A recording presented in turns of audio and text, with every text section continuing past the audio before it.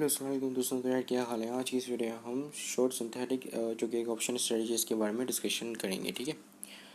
So it is opposite to the long synthetic. ठीक है। Long synthetic में already इसके ऊपर एक वीडियो बना चुका हूँ।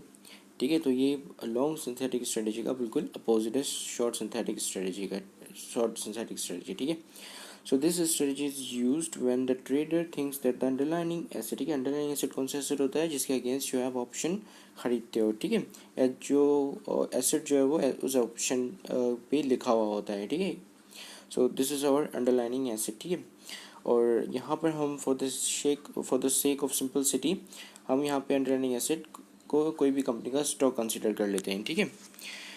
So the underlining asset will move downwards. ठीक है। तो यहाँ पर हमारे जो इन्वेस्टर है या तो ट्रेडर है जो भी वो यहाँ पे ये एक्सपेक्ट करता है कि जब ऑप्शन की जो एक्सपायरी आएगी उस वक्त हमारा जो एसेट है या स्टॉक है वो उसकी जो प्राइसेस है वो पहले से कम हो जाएंगी। ठीक है। तो ये उसकी एक्सपेक्टेशन है कि मार्केट जो है वो डाउन ट्रेंड मूव लेगी। ठीक है। So he she has a bearish view कहते हैं डाउनवर्ड मूवमेंट को, bearish view on the market. ठीक है। अगर आप लोगों को नहीं पता कि कॉल या पुट ऑप्शन क्या है तो यार क्या कर रहे हो, ये वीडियो क्यों देख रहे हो। ठीक है। आई मीन सॉरी, मेरा मतलब कि I am just metaphorically speaking. ठीक है। पहले ये इस स्ट्रेटजी को समझने से पहले ये जानना काफ़ी ज़्यादा इंपॉर्टेंट है कि आपको पता हो कि कॉल और पुट ऑप्शन क्या होते हैं और ये किस तरह काम करते हैं। ठीक है। अदरवाइज़ ये आपके सर के ऊपर से जाएगा। ठीक है। So in this strategy a trader sells a call option. ठीक है। इस स्ट्रेटजी में क्या करता है, ट्रेडर एक कॉल ऑप्शन को सेल करता है and boys a put option. ठीक है। अब जब मैं कहता हूँ कि एक ट्रेडर जब कॉल ऑप्शन को सेल करता है which means he is selling the right to purchase. ठीक है। यानी कि ऑन द जिसको भी सेल किया है उसके पास ये राइट है कि ऑन द एक्सपायरी, ठीक है, जब ऑप्शन एक्सपायर होगा तो उस वक्त ये अंडरलाइनिंग एसेट वो स्ट्राइक प्राइस पे ख़रीद सकेगा, जिसको मतलब हमारे ट्रेडर से, ठीक है, जिसने सेल किया है उसको। ठीक है। और यहाँ पर ट्रेडर ने एक पुट के ऑप्शन परचेज़ किया है तो उसका मतलब कि उसने क्या परचेज़ किया, राइट टू परचेज़। ठीक है। तो यानी कि ऑन एक्सपायरी डेट हमारा जो ट्रेडर है उसके पास ये राइट है कि वो अंडरलाइनिंग एसेट को परचेज़ कर सके एट द स्ट्राइक प्राइस पे। ठीक है। अब फॉर एग्जांपल कॉल जब हमारा ट्रेडर सेल करता है कॉल ऑप्शन को तो ट्रेडर को तभी प्रॉफिट होगा जब उसकी जो स्पॉट प्राइस है, जो उसकी स्पॉट प्राइस कहते हैं जो अंडरलाइनिंग एसेट की करंट मार्केट प्राइस को। ठीक है। तो करंट मार्केट प्राइस कम होगी वो मार्केट प्राइस से। ठीक है। तो इस सूरत में क्या होगा कि जिसको उसने कॉल ऑप्शन सेल किया है वो इस ऑप्शन को एक्सरसाइज नहीं कराएगा। ठीक है। और जब हमारा ट्रेडर कॉल ऑप्शन को सेल करेगा तो उसको प्रीमियम मिलेगा। ठीक है। तो वो प्रीमियम उसका मैक्सिमम प्रॉफिट होगा। ठीक है। तो यहाँ पे हमारी कॉल ऑप्शन की बातें क्लियर हो गई। ठीक है कि कॉल ऑप्शन अगर उसने ख़रीदा तो उसको क्या बेनिफिट और क्या नुकसान है। अब हम बात करते हैं पुट ऑप्शन की। ठीक है। तो अब अगर वो पुट ऑप्शन ख़रीदता है तो उसका मतलब कि he is short on the asset. ठीक है। इसने जो है शॉर्ट पोजीशन ले ली है एसेट पे। ठीक है। जो अंडरलाइनिंग एसेट है, और हमने कहा था कि for the sake of simplicity हम जो है अंडरलाइनिंग एसेट को स्टॉक कंसिडर कर रहे हैं। ठीक है। सो अब अगर वो स्टॉक की प्राइसेस जो है वो बढ़ जाती हैं, ठीक है, लेट सपोज कि वो 50 या 50 से बढ़ के वो हो जाती है कुछ 60 या 70, तो इस सूरत में हमारे ट्रेडर को लॉस होगा। ठीक है। कि लॉस क्योंकि अब जो है, और ये लॉस इस तरह होगा कि इसके पास जो है वो राइट टू परचेज है, तो अब जो है इस सूरत में इसने जो है एक्चुअली बाय किया ना put option, so this gives him the right to purchase. ठीक है। तो इस सूरत में ये अपने इस पुट ऑप्शन को एक्सेस नहीं कराएगा। ठीक है। और इसका जो मैक्सिमम लॉस होगा वो इतना होगा जितना इन्होंने प्रीमियम पे किया था इस पुट ऑप्शन को अक्वायर करने के लिए। ठीक है। At the same strike price of the underlining asset and with the same expiry month period, sorry, ठीक है, या पीरियड या मंथ। सो बेसिकली जब ये कॉल ऑप्शन इन्वेस्टर ख़रीदता है और एक पुट ऑप्शन, सॉरी, जब ये कॉल ऑप्शन इन्वेस्टर सेल करता है एक कॉल ऑप्शन को और दूसरा एक पुट ऑप्शन ख़रीदता है, तो वो दोनों, ये जो दोनों ऑप्शन है, दोनों कॉल और दोनों पुट ऑप्शन, इन दोनों की जो स्ट्राइक प्राइस है वो सेम होती है। ठीक है। और इनके अंदर जो एसेट लिखे हुए होते हैं ना, जिस एसेट के अगेंस्ट ये परचेज या सोल्ड हुए होते हैं, वो एसेट भी सेम होते हैं, ठीक है। यानी कि फॉर एग्जांपल अगर यहाँ पे हम अगर स्टॉक्स की बात कर रहे हैं तो एचयूएल की स्टॉक्स की लेट्स सपोज बात करते हैं, तो दोनों ऑप्शंस के अंदर एचयूएल के स्टॉक्स होंगे, दोनों की क्वांटिटी सेम होगी, स्ट्राइक प्राइस भी दोनों की सेम होगी, ठीक है, और दोनों ऑप्शन जो है वो सेम मंथ में एक्सपायर होंगे, ठीक है। सो ये इस स्ट्रेटजी को अपनाने के लिए ये चीज़ें काफ़ी इंपॉर्टेंट होती है। अगर आपको ये स्ट्रेटजी अपनानी है then you have to check, you have to make sure that the strike price are the same, the underlying asset is the same, the quantity is the same and the expiration period is the same, ठीक है। तो basically अगर आपको इतना ज़्यादा नहीं पता होगा ऑप्शंस के बारे में, तो ऑप्शंस बेसिकली यूरोपियन और एक अमेरिकन होते हैं, ठीक है। अमेरिकन को कभी भी आप एक्सरसाइज कर सकते हो, यूरोपियन आपको यूरोपियन ऑप्शंस जो है आपको आप तभी एक्सरसाइज कर सकते हो जिस वक्त जो एक्सपायरी हो, मतलब एक्सपायरी उसका पीरियड आ जाए, यानी कि उनका फॉर एग्जांपल अगर उनकी एक्सपायरी 3 महीने के बाद, तो 3 महीने के बाद ही उनकी आप एक्सरसाइज करा सकते हो, इससे पहले आप उनको एक्सरसाइज नहीं करा सकते हो, ठीक है। सो ऑप्शंस का थोड़ा ये होता है, अमेरिकन वाले कभी भी एक्सरसाइज हो सकते हैं, लेकिन जो अमेरिकन है उतने ज़्यादा कॉमन नहीं है ऑप्शंस, ठीक है। और ये जो यूरोपियन ऑप्शंस हैं ये काफ़ी कॉमनली इस्तेमाल किए जाते हैं। So shorting the underlying asset is the same as take the position as short synthetic, ठीक है, synthetic। So shorting the underlining asset, ठीक है, यहाँ पे अंडरलाइनिंग एसेट यानी कि या तो फिर आप जो है स्टॉक को शॉर्ट करो, ठीक है, या तो फिर आप जो है यहाँ पे एक शॉर्ट सिंथेटिक एक स्ट्रेटजी अपना लो, तो आपका पे ऑफ बिल्कुल सेम होगा, ठीक है। लेकिन यहाँ पर जो है वो शॉर्ट सिंथेटिक में आपको इन्वेस्टमेंट कम करनी पड़ेगी, ठीक है। उसका रीज़न हम दूसरी उसमें पढ़ते हैं, ठीक है। This gives trader a leverage, ये इंपॉर्टेंट जिसको मैं मार्क कर रहा हूँ, दिस इज इंपॉर्टेंट, ठीक है। इंपॉर्टेंट की important bullet points to remember. As the position as short synthetic behave like the underlying asset, ठीक है, behave like the underlying asset, ठीक है। This means that it increases and decreases with the same amount. Mostly a trader enter this position when the actual stock is too expensive or in the or the margin requirements are high as compared to buying uh, buying options, because when you short sell they requires you to keep up with the margin, ठीक है, requirements to make sure that you do not default। और हमारा आखिरी point जो है वो है profit and loss is unlimited, ठीक है। जैसे ही आप एक जो है एक्चुअल स्टॉक को शॉर्ट करते हो तभी भी आपका प्रॉफिट और लॉस जो है वो अनलिमिटेड होता है। तो सेम जब आप शॉर्ट सिंथेटिक स्ट्रेटजी अपनाते हो तभी भी आपका प्रॉफिट और लॉस बिल्कुल सेम होता है और पे ऑफ भी बिल्कुल सेम होता है, ठीक है। अब एक इन्वेस्टर जो है वो ये क्यों करता है कि वो जो एक्चुअल स्टॉक को करने को छोड़ के ये जो है शॉर्ट सिंथेटिक की स्ट्रेटजी अपना लेता है। वो इसलिए करता है क्योंकि ये पहला तो ये जो है वो इसको लेवरेज दे देती है, ठीक है, लेवरेज देती है, यानी कि अब अगर ये फॉर एग्जांपल अगर ये ऑप्शंस का इस्तेमाल कर रहा है और एक्चुअल स्टॉक का इस्तेमाल नहीं कर रहा, तो हो सकता है कि एक्चुअल जो स्टॉक्स हैं वो काफ़ी एक्सपेंसिव हो as compare to the options, के ऑप्शंस में इतनी ज़्यादा फीस नहीं लगती है, ठीक है। मोस्टली जो प्रीमियम है वो चार्ज की जाती हैं और इतनी ज़्यादा मतलब फ़ीस नहीं लगती है, क्योंकि अगर आपको शॉर्ट करना है स्टॉक्स को तो आपको पहले उसको सेल करना पड़ेगा और फिर बाद में लेटर ऑन आपको परचेज़ करना पड़ेगा, ठीक है। अगर यहाँ और यहाँ पे ये भी होता है कि परचेज़ करते वक्त जो उनकी जो प्राइसेस हैं वो काफ़ी ज़्यादा हाई हो, तो आप इतनी ज़्यादा क्वांटिटी में उनको शॉर्ट नहीं कर सको, ठीक है। जबकि ये जो हमारा शॉर्ट सिंथेटिक स्ट्रेटजी है इसमें जो है आप ज़्यादा क्वांटिटी में शॉर्ट कर सकते हो, यानी कि ज़्यादा यहाँ पर प्रॉफिट कमाने के चांसेस हैं, ठीक है। तो बहरहाल in most of the scenario यही होता है कि जो प्रॉफिट और लॉस होता है वो बिल्कुल सेम होता है, सेम पे ऑफ होता है, ठीक है। लेकिन यहाँ पे अगर आप ट्रेडर जो है एज अ ट्रेडर अगर वो इतना अफोर्ड नहीं कर सकता कि वो एक्चुअल स्टॉक को शॉर्ट करे, तो वो ये शॉर्ट सिंथेटिक की स्ट्रेटजी अपना लेता है, ठीक है। तो पहला तो रीज़न ये है कि ये जो है लेवरेज दे देती है हमारे ट्रेडर को, ठीक है। तो अब दूसरा रीज़न ये है कि मार्जिन रिक्वायरमेंट्स, ठीक है। अब जब एक ट्रेडर अपने ब्रोकर को बोलता है कि भाई मुझे जो है ये कुछ स्टॉक्स जो हैं वो शॉर्ट करने हैं, शॉर्ट सेल करनी है इनकी, तो ट्रेडर बोलता है कि भाई आपको जो इतनी मार्जिन रिक्वायरमेंट्स है ये फुलफिल करनी पड़ेगी, ठीक है।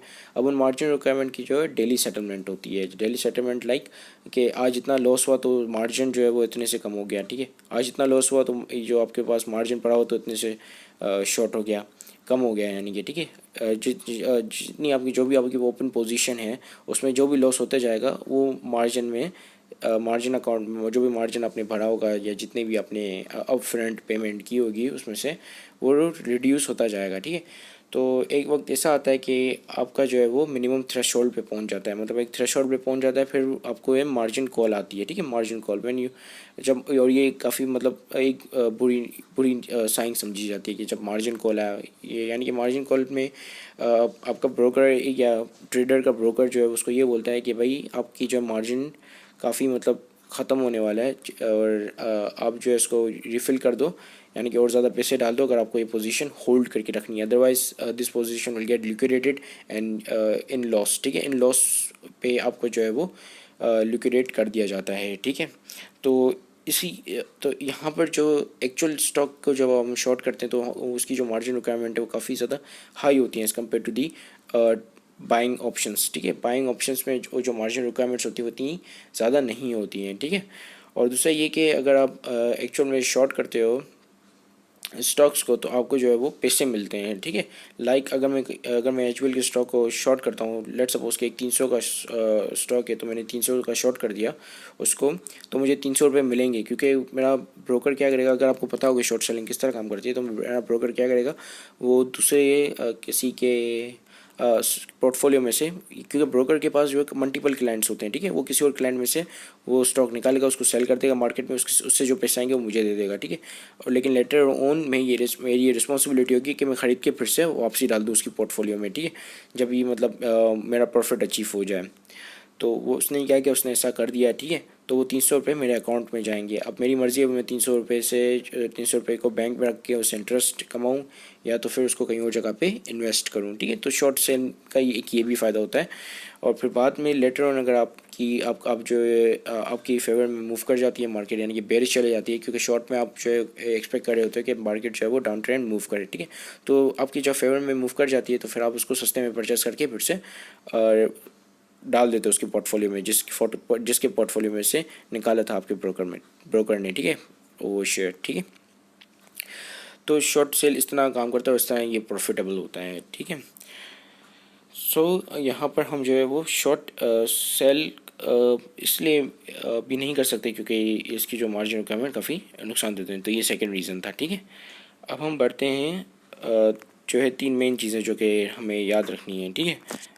क्योंकि आगे एक टेबल होगा, उस टेबल के ज़रिए मैं आपको अच्छी तरीके से समझाऊंगा कि ये एक्चुअल में वर्क कैसे करता है, ठीक है। सबसे पहली चीज़ कि इन्वेस्टर का व्यू, तो इन्वेस्टर का व्यू जो है वो इन डायरेक्शंस पे है, ठीक है।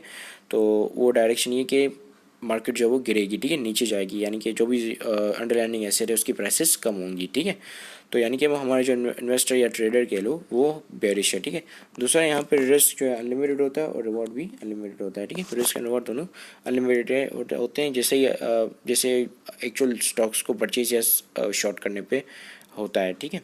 एक्चुअल स्टॉक को भी अगर आप सेल करते हो या परचेज करते हो तो आपका भी रिस्क एंड रिवॉर्ड अनलिमिटेड हो जाता है। तो यहाँ पर भी इसमें भी बेसिकली ऐसा ही होता है।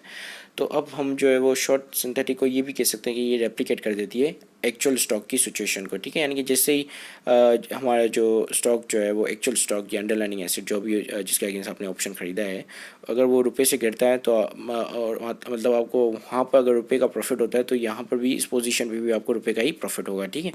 तो हम इसको मतलब इस तरह ही क्रिएट कर देते हैं कि उसमें जितने भी अमाउंट से प्रॉफिट होगा आपकी इस पोजीशन पे भी उतने ही अमाउंट से प्रॉफिट होगा, ठीक है, या लॉस भी हो सकता है और वो भी सेम उतने अमाउंट से होगा। लेकिन लेट सपोज कि अगर एचयूएल की स्टॉक की बात कर लें और उसके अगेंस्ट आपने जो ये कॉल और पुट ऑप्शन ख़रीदा हुआ है, I mean call option sell किया हुआ है और पुट ऑप्शन ख़रीदा हुआ है, तो आपकी जो ये जो बन जाएगी क्या कहते हैं इसे स्ट्रेटजी, तो वो भी इसी तरह ही मूव करेगी कि जिस तरह जो एक्चुअल स्टॉक में जो मूवमेंट होंगी, ठीक है।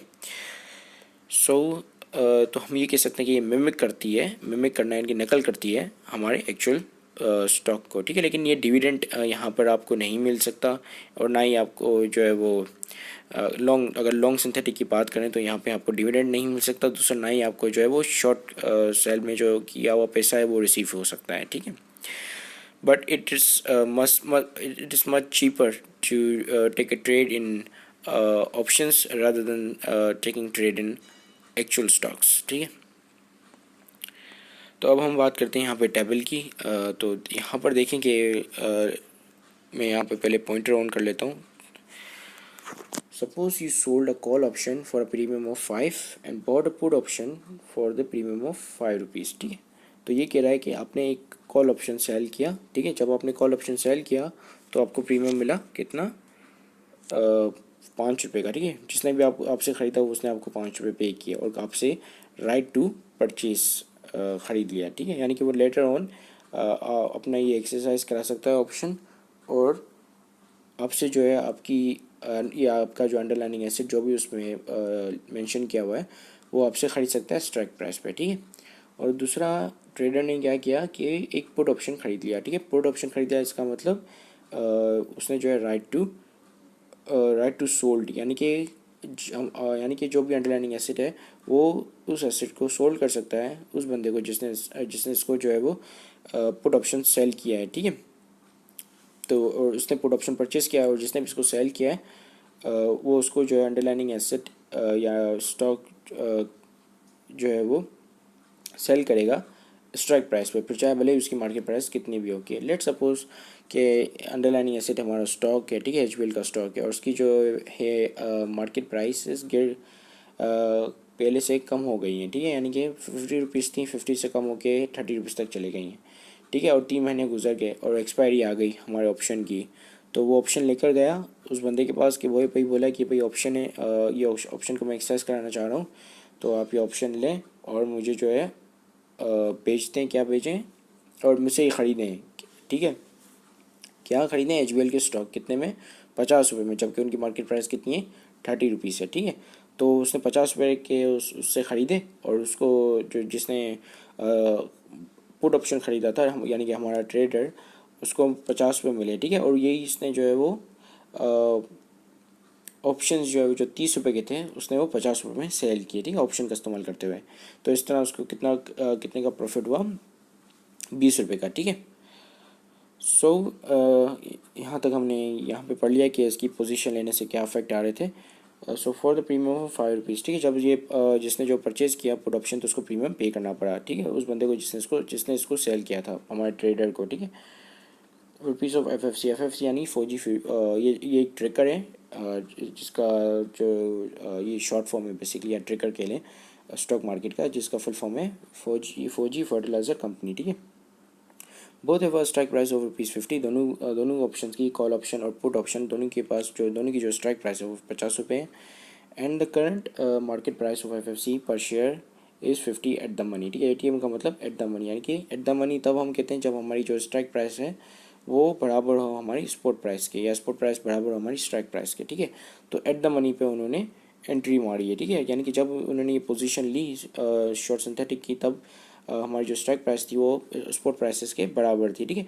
अब इसमें एक दूसरा चक्कर ये भी आता है कि क्रेडिट और डेबिट का होता है। अगर आपने दूसरी जगह पर सर्च किया होगा तो आपको यहाँ पे ये चक्कर मिला होगा कि क्रेडिट पे एंट्री मारी है या डेबिट पे एंट्री मारी है। तो इसका मतलब बेसिकली ये होता है कि जो प्रीमियम उसने पे किया था वो ज़्यादा है बनस्बत जो प्रीमियम उसको रिसीव्ड हुआ है, ठीक है। जब प्रीमियम उसको पे किया है, प्रीमियम जो उसने प्रीमियम पे किया है वो ज़्यादा है जो उसने प्रीमियम रिसीव किया है कॉल ऑप्शन पे, और जो पुट ऑप्शन पे उसने पे किया है अगर वो ज़्यादा है तो उसका मतलब कि उसने डेबिट पे एंट्री मारी है, ठीक है।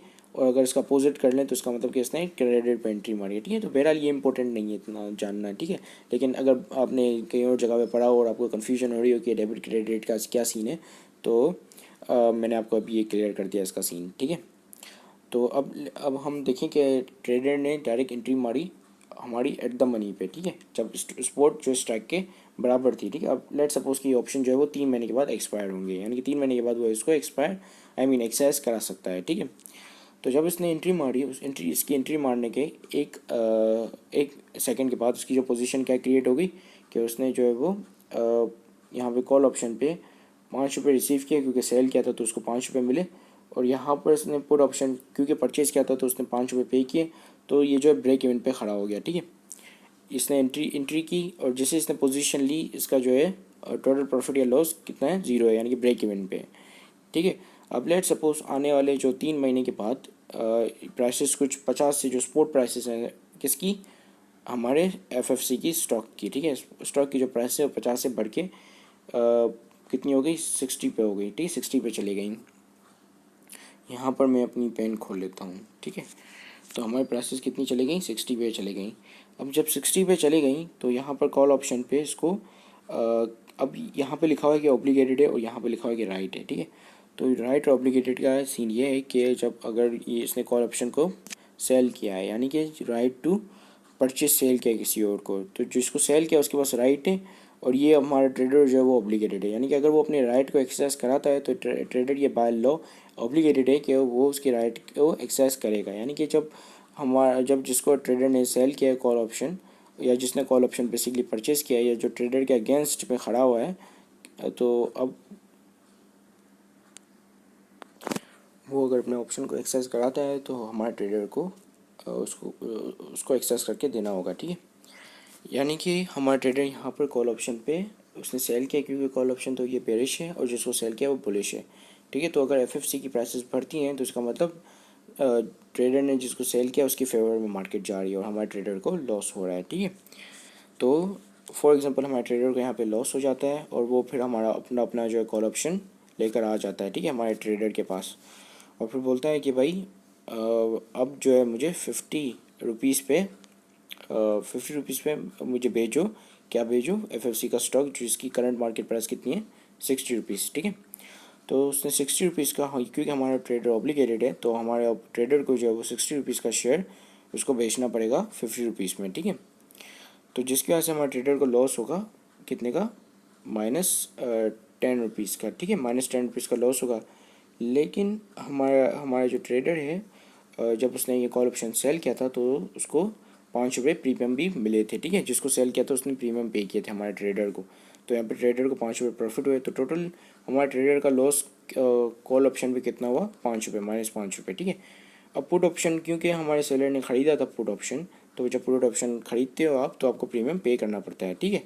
और जब आप पुट ऑप्शन ख़रीदते हो तो इसका मतलब कि आप जो है वो एसेट पे, या अंडरलाइनिंग एसेट जो भी है, या यहाँ पर इस केस में जो है वो एफएफसी है, तो आप एफएफसी पे शॉर्ट हो, ठीक है। यानी कि आप चाह रहे हो कि एफएफसी की प्राइसेस गिर जाएँ, ठीक है। और कॉल ऑप्शन में भी आप यही चाह रहे हो कि एफएफसी की प्राइसेस गिर जाएँ, ठीक है। तो यहाँ पर आपको 5 जो है आपने प्रीमियम पे किया था, तो इस लॉस को भी आप एडअप कर दोगे इसके साथ, ठीक है। तो -5 यानी कि -10 का आपका टोटल लॉस होगा, ठीक है, ट्रेडर का या आपका, ठीक है। आई मीन आपका नहीं, मैं एज ए समझाने के लिए बोल रहा हूँ, ठीक है। Please do not mind this, ठीक है। सो ट्रेडर का, लेट्स से ट्रेडर का जब प्रॉफिट की बात करूँगा तो मैं कहूँगा कि आपका प्रॉफिट हुआ, ठीक है। So let just get carry on, ठीक है। सो लेट सपोज की प्राइसेस जो है वो 60 पे मूव नहीं करती हैं, बल्कि 45 पे मूव करती हैं, ठीक है। किस पे मूव करती हैं, 45 पे, ठीक है। तो जब ये 45 पे मूव करेंगी तो यहाँ पे कॉल ऑप्शन जो हमने यहाँ पे सेल किया है और हम ऑब्लिगेटेड हैं, तो यहाँ पर हमें जो मैक्सिमम प्रॉफिट होगा वो 5 रुपये का ही होगा, क्योंकि हमें जो प्रीमियम मिला था 5 रुपये का। क्योंकि उसकी जो मेन वजह ये है कि अगर आपको ऑप्शन सही तरीके से समझ में आते हैं तो आपको अभी तक समझ में आ गया होगा कि 5 रुपये प्रीमियम क्यों मिला, ठीक है। और प्रॉफिट क्यों नहीं हुआ, क्योंकि हम तो यहाँ पे बेरिश हैं तो मीन्स प्रॉफिट होना चाहिए। तो क्योंकि इसका रीज़न ये है कि जिसको हमने सेल किया तो कॉल ऑप्शन उसके पास राइट है, तो जब उसको लॉस होगा तो वो एक्सेस क्यों कराएगा, वो एक्सेस कराएगा ही नहीं अपना ऑप्शन, ठीक है। कॉल ऑप्शन वो एक्सेस नहीं करेगा, जब वो अपना कॉल ऑप्शन एक्सेस नहीं कराएगा तो हमारा मैक्सिमम प्रॉफिट कितना होगा, 5 रुपये का, ठीक है। अब हम यहाँ पे बेरिश में पहुँच जाते हैं, हम अब यहाँ पे हमारे पास राइट है, तो इसका मतलब कि हम एक्सरसाइज करा सकते हैं ऑप्शन को, ठीक है। तो यहाँ पर जब मार्केट 50 से 45 की हो जाती है तो अब हम जो है हम अपना ऑप्शन एक्सरसाइज कराते हैं। तो यानी कि अब जो ये 45 रुपीज़ की जो एफएफसी के स्टॉक हो गए, ये ख़रीदना पड़ेगा उस बंदे को, जिस बंदे ने हमको बेचा है पुट ऑप्शन, उस बंदे को ख़रीदना पड़ेगा 50 रुपये में, ठीक है। तो जब वो बंदा 50 रुपये में ख़रीदेगा 45 रुपीज़ वाली चीज़, तो हमें कितना प्रॉफिट होगा, 5 रुपीज़ का, ठीक है। तो 5 रुपये यहाँ पे हमें प्रॉफिट हुआ एज अ प्रीमियम, 5 रुपये यहाँ पे प्रीमियम मिले, ठीक है। और यहाँ पे हमारा जो है हमने 5 रुपये प्रीमियम पे किए थे और 5 रुपये हमें प्रॉफिट हुआ, तो जिसकी वजह से ये 0 हो गया, ठीक है। तो मैक्सिमम प्रॉफिट या नेट प्रॉफिट हमारा हुआ सिर्फ 5 रुपये का यहाँ पर, ठीक है। अब हम बात करते हैं कि लेट सपोज के मार्केट जो है मूव कर जाए 80 पे, ठीक है। कहाँ पे मूव कर जाए, 80 पे, ठीक है। बड़ा लॉस 80 पे मूव कर जाए, ठीक है, क्योंकि हम जो है यहाँ पर शॉर्ट सिंथेटिक स्ट्रेटजी अपना रहे हैं, यानी कि हमने पढ़ा था कि मार्केट जब बेयरिश ट्रेंड में मूव करेगी तभी हमें प्रॉफिट होगा, या एफएफसी के जो स्टॉक्स की प्राइसेस कम होगी तभी हमें प्रॉफिट होगा। ठीक है, तो यहाँ पर हमारे यहाँ पर क्या हुआ कि कॉल ऑप्शन पे जो जिस बंदे को हमने भेजा है उसके पास राइट है, ठीक है, तो वो अपना राइट एक्सरसाइज कराने आ गया। जब उसने अपना राइट एक्सरसाइज कराया तो हमें ये जो 80 रुपीज़ के जो शेयर्स थे एफएफसी के, वो हमें बेचने पड़े 50 रुपये में। ठीक है, जब हमने 50 रुपये में बेचे तो हमें कितने का लॉस हुआ, 30 रुपये का लॉस हुआ। ठीक है, और हमें जो है वो हमने ये +5 इसमें से ऐड कर दिए, क्योंकि हमें ये प्रीमियम रिसीव हुआ था जब हमने कॉल ऑप्शन सेल किया था। ठीक है, हमने यानी कि ट्रेडर और मैंने। ठीक है, so do not take it offensive. तो यहाँ पर जो है वो टोटल कॉल ऑप्शन में जो टोटल लॉस हुआ है वो 25 का हुआ है। ठीक है, फिर हम यहाँ पर जो है वो हम पुट ऑप्शन पे हमने ख़रीदा था, तो हमारे पास राइट है कि हम इसको एक्सरसाइज कराएं या ना कराएं। ठीक है, तो जब यहाँ पे हमें सिर्फ तो जिसके वजह से हमारे यहाँ पे लॉस जो लिमिटेड है कितना, -5 का ही, -5 से ऊपर हमें लॉस नहीं हो सकता, क्योंकि अगर यहाँ पे हम एक्सरसाइज कराएंगे ही नहीं उसको, हमारे पुट ऑप्शन को जब हम एक्सरसाइज नहीं कराएंगे तो हमारा लॉस जो है वो लिमिटेड हो जाएगा, क्योंकि अगर हम एक्सरसाइज कराते तो यहाँ पर भी हमें जो है वो 30 रुपये का लॉस हो जाता। ठीक है, लेकिन यहाँ पे हमें राइट है इसका मतलब कि हमारी मर्ज़ी है एक्सरसाइज कराएं या ना कराएं।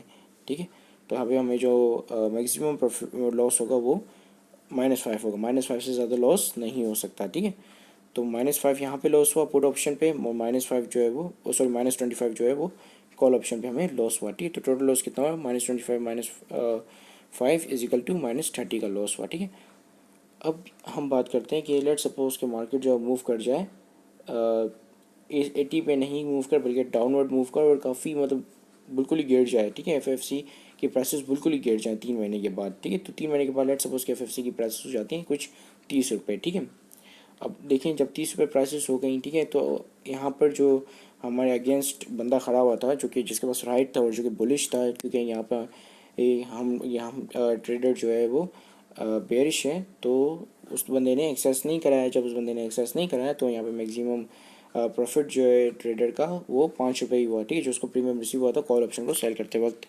ठीक है, तो यहाँ पे 5 रुपये कॉल ऑप्शन पे उसने कमाए।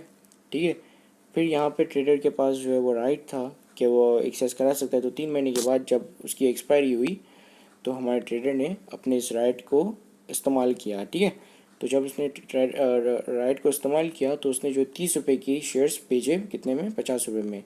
जब उसने 30 रुपये के शेयर्स 50 रुपये में बेचे तो उसको कितना का प्रॉफिट हुआ, 20 रुपये का प्रॉफिट हुआ। ठीक है, लेकिन उसने जब पुट ऑप्शन ख़रीदा था तो उसको जो है वो प्रीमियम पे करना पड़ा था, कितना, -5 रुपये। ठीक है, -5 रुपीज़ मतलब 5 रुपये उसने प्रीमियम पे किए, तो जिसका से ये 5 रुपये हम यहाँ पे माइनस में लिख रहे हैं, तो यानी कि उसका जो टोटल प्रॉफिट हुआ यहाँ पर वो 15 रुपये का हुआ। ठीक है, पुट ऑप्शन पे जो टोटल प्रॉफिट हुआ 15 रुपये का हुआ, कॉल ऑप्शन में जो टोटल प्रॉफिट हुआ 5 रुपये का है। ठीक है, तो हमारा नेट प्रॉफिट कितना हो जाएगा, 20 रुपीज़ का। अब यहाँ पे एक चीज़ जो समझा रहा हूँ वो गौर से समझना।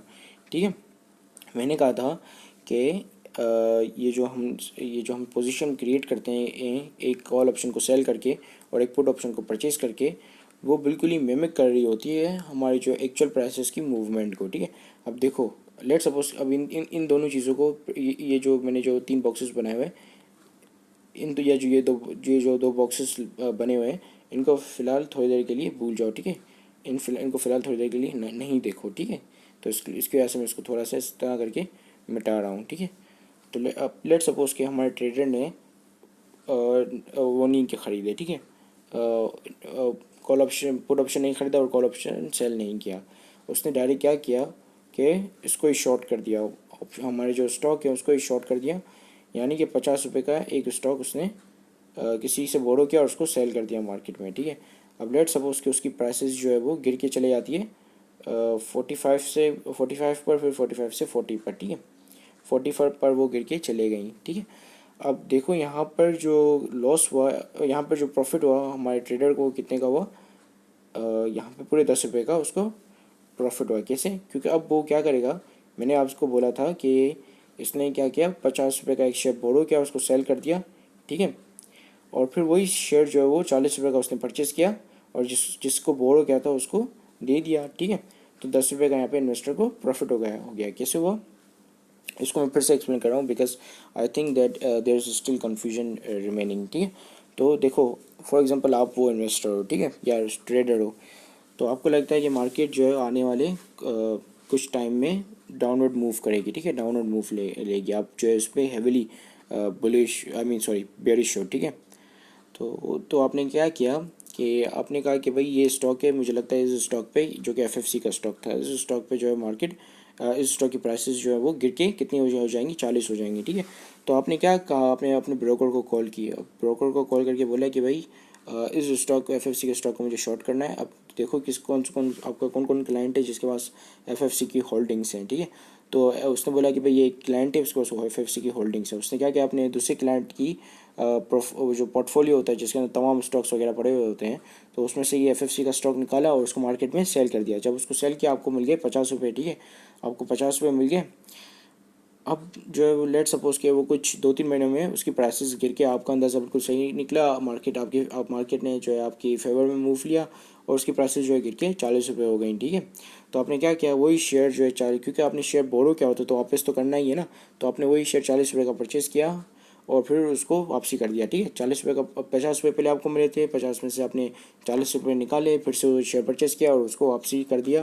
ठीक है, 10 रुपये आपका प्रॉफिट हो गया। ठीक है, आप समझ में आया ये 10 रुपये प्रॉफिट कैसे आया। ठीक है, so now let me just clear this mess.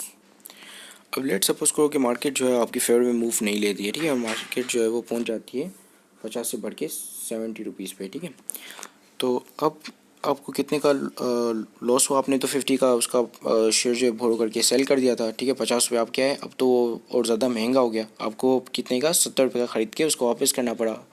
ठीक है, तो आपका जो लॉस हुआ वो कितने का हुआ, 20 रुपये का। ठीक है, अब गौर से देखो, अब समझो कि ये दोनों चीज़ें वापस आ गई हैं, ये वाली चीज़ और ये वाली चीज़ दोनों वापस आ गई हैं। देखो यहाँ पर 50 से ये मूव करके 45 पे जाता है, कितने का लॉस है, 5 रुपये का। ठीक है, तो सिमिलरली अगर आप एक कॉल ऑप्शन को सेल करते हो और पुट ऑप्शन को परचेस करते हो तभी भी आपका लॉस कितना होगा, 5 रुपये का। ठीक है, अब लेट सपोज ये मूव करके जाती, मतलब प्रॉफिट 5 रुपये का होगा। ठीक है, क्योंकि बेयरिश हो आप, तो लेट सपोज कि मूव करके जाती है 50 से 40 पे। ठीक है, तो आपका प्रॉफिट यहाँ पर अगर स्टॉक पे कितने का हुआ, ये हुआ आपका 10 रुपये का प्रॉफिट हुआ। ठीक है, और लेट सपोज कि आप जो है सेम कॉल ऑप्शन को जब सेल करते हो पुट ऑप्शन को परचेस करते हो तभी भी आपका प्रॉफिट कितने का होगा, 10 रुपये का होगा। ठीक है, और लेट सपोज कि ये प्राइसेस मूव करके चले जाती हैं 70 रुपीज़ पे। ठीक है, तो जब 70 रुपीज़ में मूव करती है तो आपका लॉस कितने का हुआ, 20 रुपीज़ का हुआ स्टॉक्स पे। अगर आप एक्चुअल स्टॉक्स परचेस करते थे, कर लिया होता था, मतलब आपने कर लिया था,